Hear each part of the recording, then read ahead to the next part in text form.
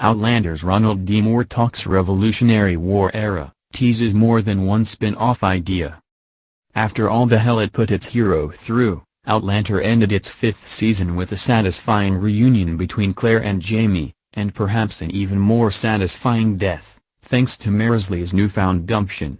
With all that Claire had to endure to reach that moment of peace, the season 5 finale almost felt like a retrenchment, a way to pause and look forward at what Starz might be planning next.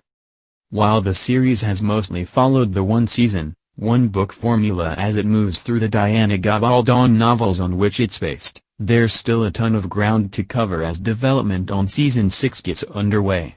Speaking recently to Collider, show creator Ronald D. Moore didn't get too specific about the details, but said the upcoming season will definitely lean heavily into the Revolutionary War setting that Gabaldon has laid down in the novels.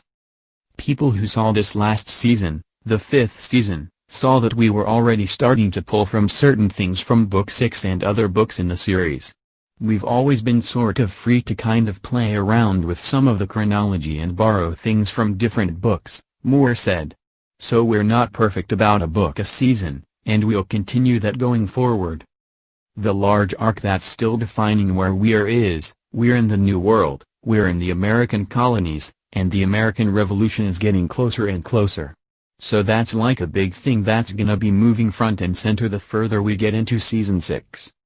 A Breath of Snow and Ashes, the next Gabaldon book due for Starz' TV adaptation, takes the Frasers out of the turmoil of establishing a homestead in North Carolina and into the turmoil of negotiating loyalties as the violent beginnings of the colony's break with Britain looms.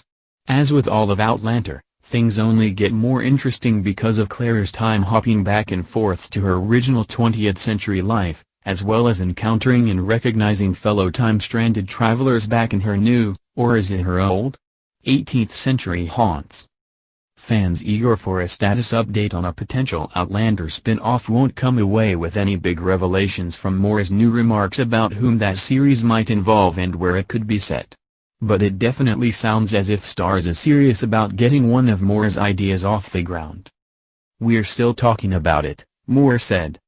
"Starz is interested and we're definitely in conversations.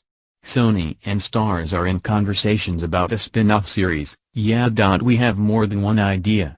We have a couple of ideas, and it's still in internal conversations, so we're not really prepared to go out and say what it is."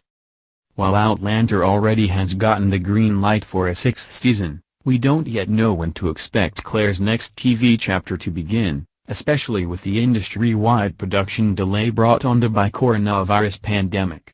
In the meantime, there's plenty of ground to cover. If you're just now getting on board, you can catch up with all of Outlander's first 5 seasons at Starz.